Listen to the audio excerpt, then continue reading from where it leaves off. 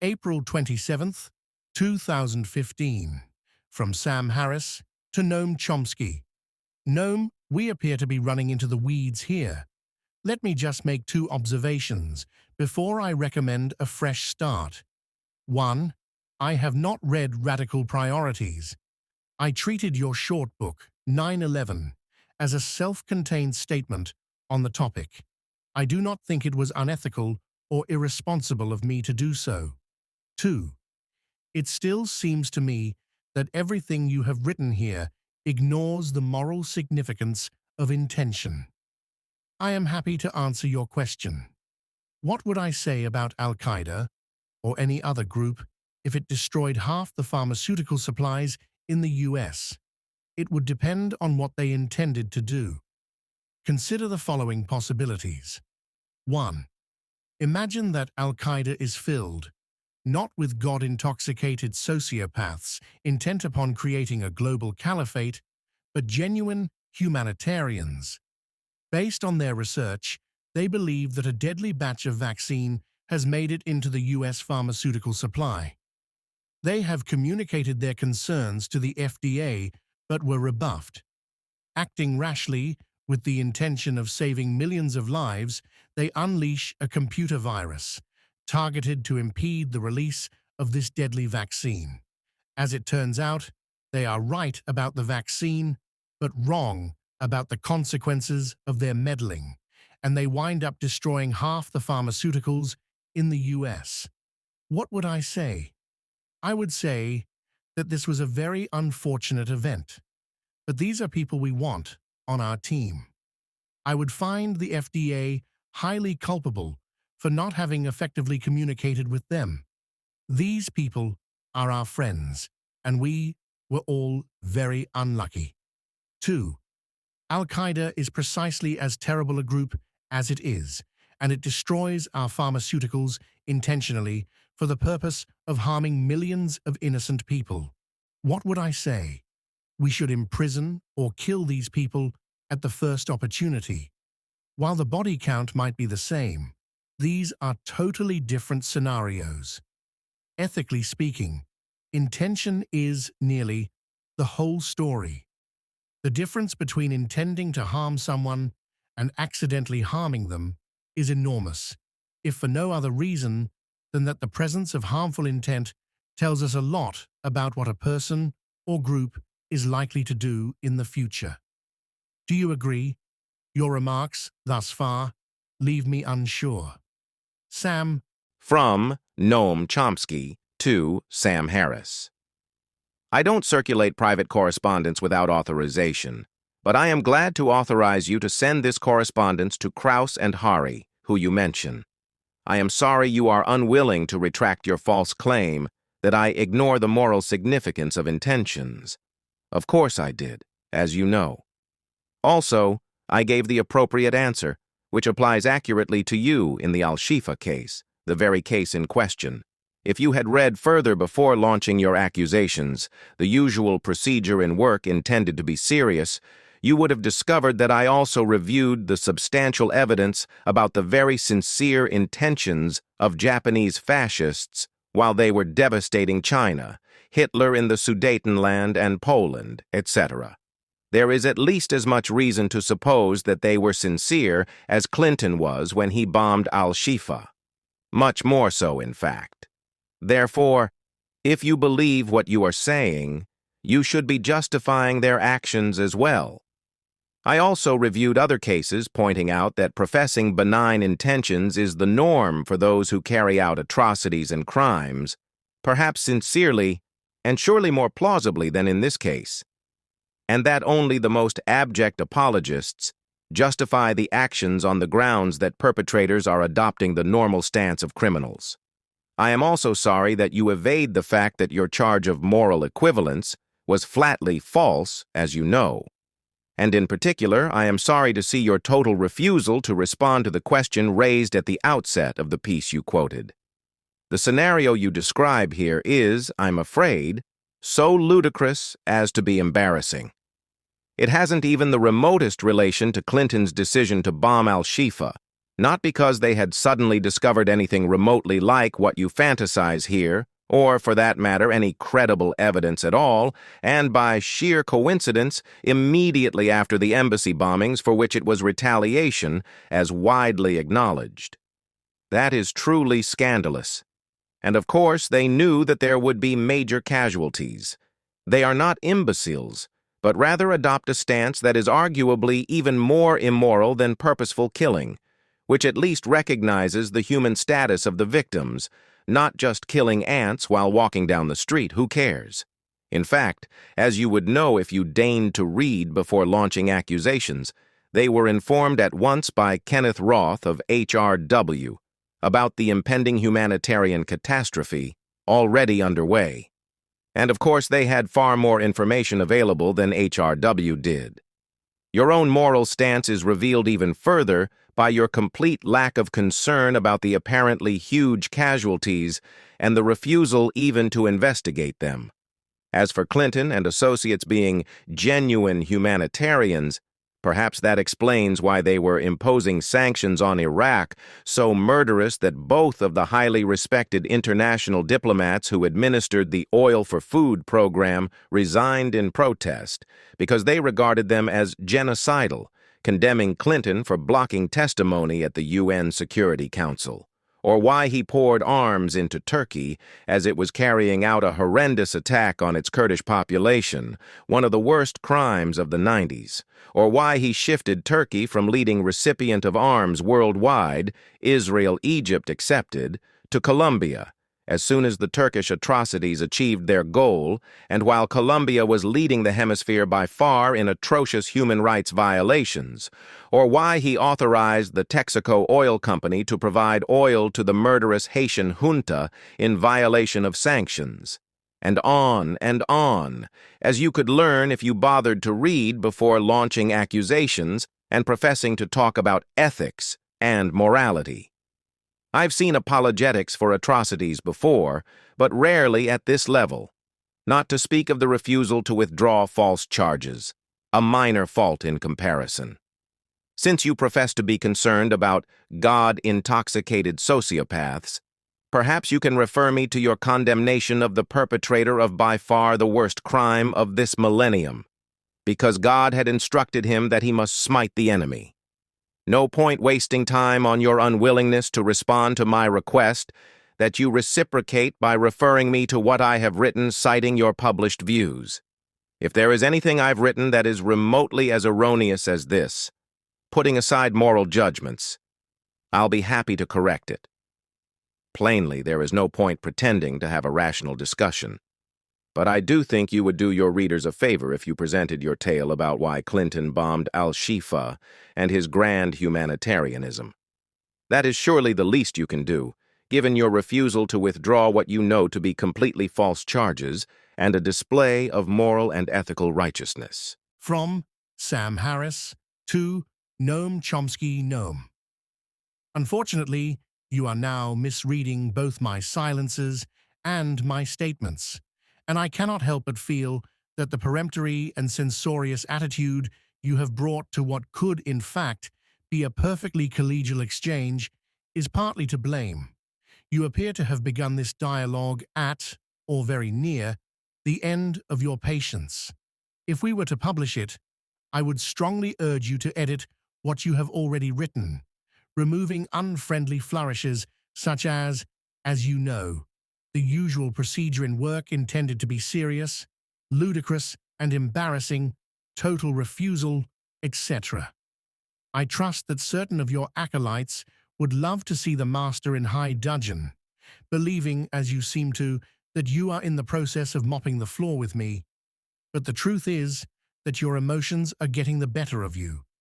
I'd rather you not look like the dog who caught the car. Despite your apparent powers of telepathy, I am not evading anything. The fact that I did not address every point raised in your last email is due to the fact that I remain confused about how you view the ethical significance of intentions, and I answered your central question in such a way as to clarify this point. I had hoped. I was not drawing an analogy between my contrived case of Al-Qaeda being great humanitarians and the Clinton administration. The purpose of that example was to distinguish the ethical importance of intention, given the same body count, as clearly as possible. The case was not meant to realistic. How would an "as you know" read here? On the topic of there being a moral equivalence between Al-Shifa and 9/11, I'm afraid that what you have written is hard to understand. Despite your insistence that you drew no moral equivalence whatsoever between the two cases, you call Clinton's actions an atrocity, the consequences of which were vastly more severe than if the same had been done to the US. And you say that any comparison with the consequences of 9/11 is, if anything, an understatement. You then appear to be upbraiding me for not immediately detecting an important difference between a horrendous crime and an atrocity. Is there one? You are, of course, the famous linguist, but I believe that the editors of the OED will be nonplussed by this discovery. Perhaps you can just state it plainly. What is the moral difference between Al-Shifa and 9/11? Please don't interpret my silence on any other matter as a sign of my unwillingness to discuss it further or to have my views changed by a proper collision with evidence and argument. You have raised many interesting historical and ethical points which I would sincerely like to explore. Hitler, Japan, and so forth. But I am reluctant to move forward before I understand how you view the significance of intention in cases where the difference between altruism, however inept, negligence, and malevolence is absolutely clear. Sam. From Noam Chomsky to Sam Harris. Your effort to respond to the question that you had avoided in your published article is, I'm afraid, indeed, embarrassing and ludicrous. The question was about the Al-Shifa bombing, and it won't do to evade it by concocting an outlandish tale that has no relation whatsoever to that situation. So you are still evading that question. It takes no telepathy to perceive that. So let's face it directly. Clinton bombed Al-Shifa in reaction to the embassy bombings, having discovered no credible evidence in the brief interim, of course, and knowing full well that there would be enormous casualties. Apologists may appeal to undetectable humanitarian intentions, but the fact is that the bombing was taken in exactly the way I described in the earlier publication, which dealt the question of intentions in this case, the question that you claimed falsely that I ignored. To repeat, it just didn't matter if lots of people are killed in a poor African country, just as we don't care if we kill ants when we walk down the street. On moral grounds, that is arguably even worse than murder, which at least recognizes that the victim is human. That is exactly the situation.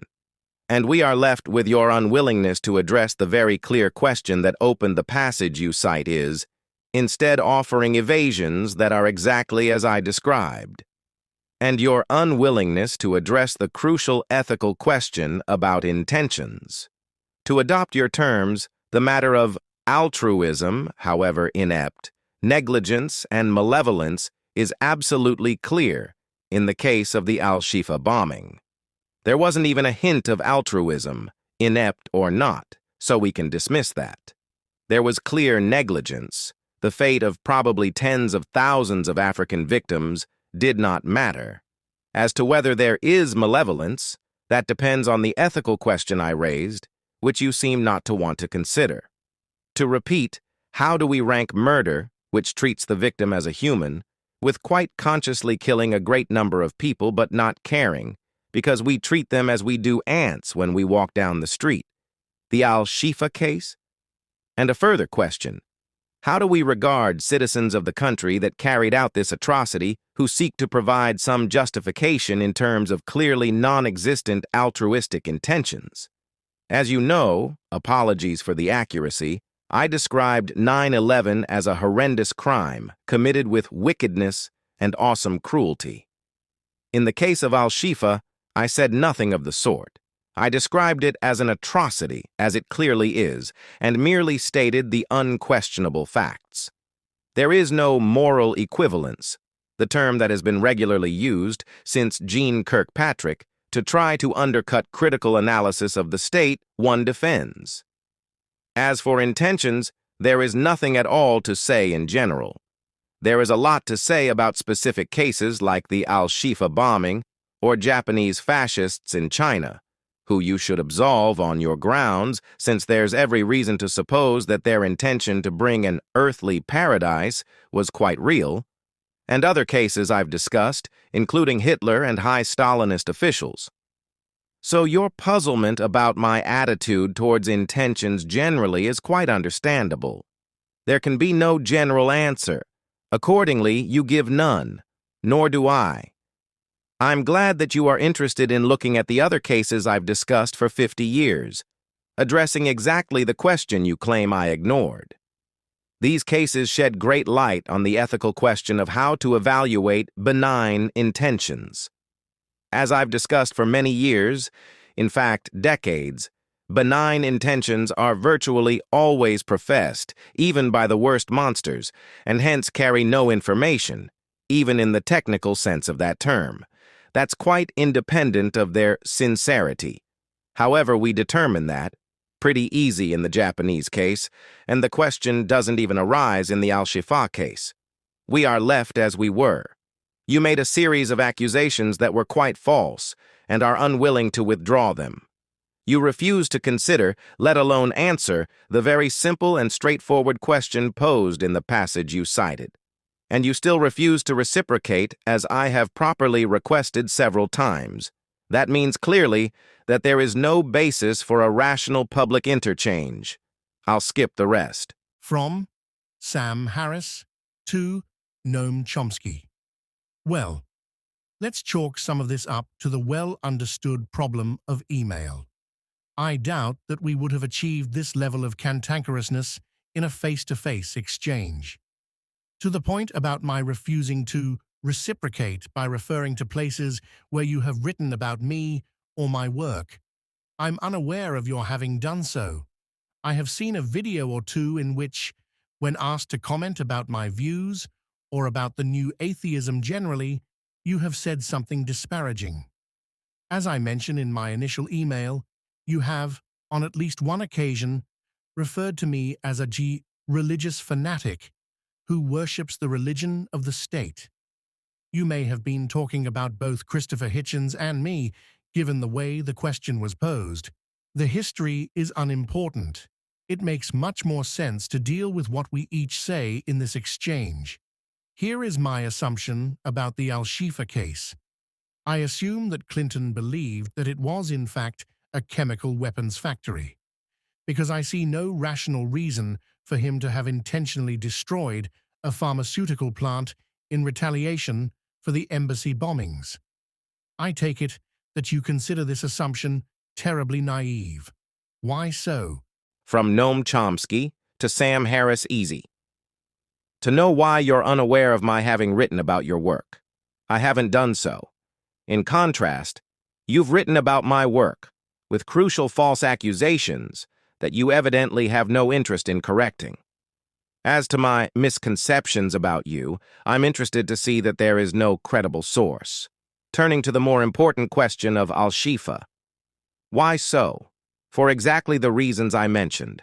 The bombing of Al-Shifa was an immediate response to the embassy bombings, which is why it is almost universally assumed to be retaliation. It is inconceivable that in that brief interim period, evidence was found that it was a chemical weapons factory, and properly evaluated to justify a bombing. And of course, no evidence was ever found.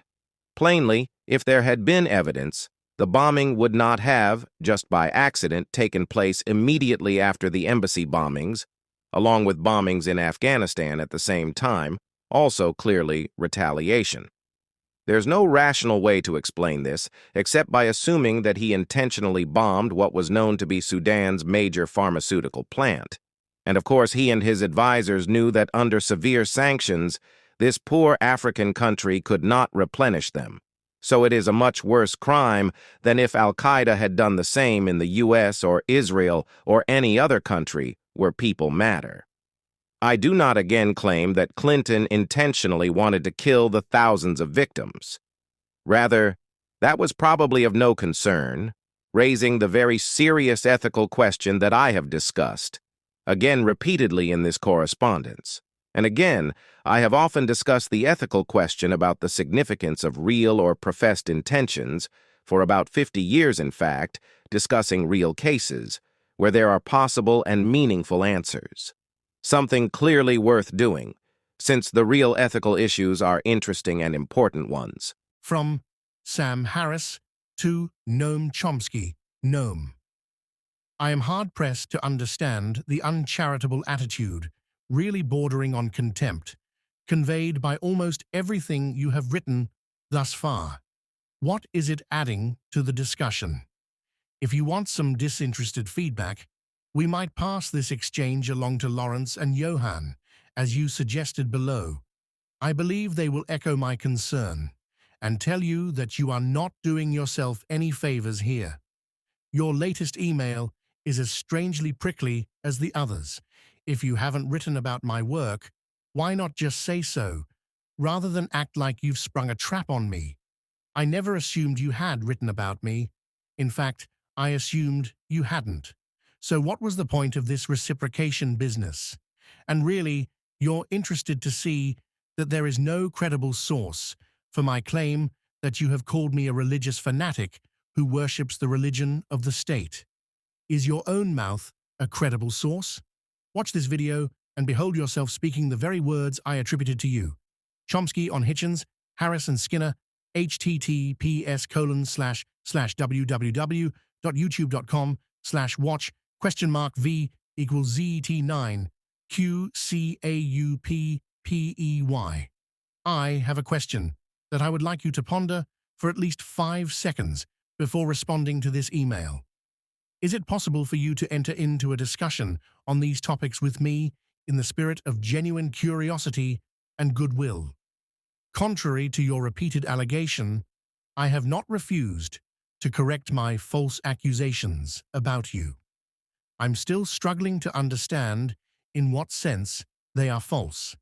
Your dismissal of an idealized thought experiment as embarrassing and ludicrous, and your insistence upon focusing on real-world cases about which our intelligence is murky, is not helping to clarify things.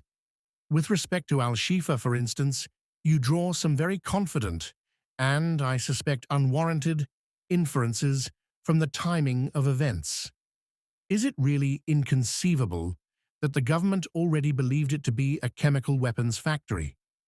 Do I have to accept to all your assumptions in order to discuss the underlying ethics, and your ethical position is still unclear to me? You say that you are not claiming that Clinton intentionally wanted to kill thousands of victims. Okay, but you seem to be suggesting that he had every reason to expect that he would be killing them by his actions and just didn't care. And you seem disinclined to distinguish the ethics of these cases. Perhaps we can rank order the callousness and cruelty here. 1. Al-Qaeda wanted and intended to kill thousands of innocent people, and did so. 2. Clinton, as you imagine him to be, did not want or intend to kill thousands of innocent people. He simply wanted to destroy a valuable pharmaceutical plant, but he knew that he would be killing thousands of people, and he simply didn't care. 3. Clinton, as I imagine him to be, did not want or intend to kill anyone at all necessarily. He simply wanted to destroy what he believed to be a chemical weapons factory, but he did wind up killing innocent people, and we don't really know how he felt about it. Is it safe to assume that you view these 3 cases, as I do, as demonstrating descending degrees of evil? Sam.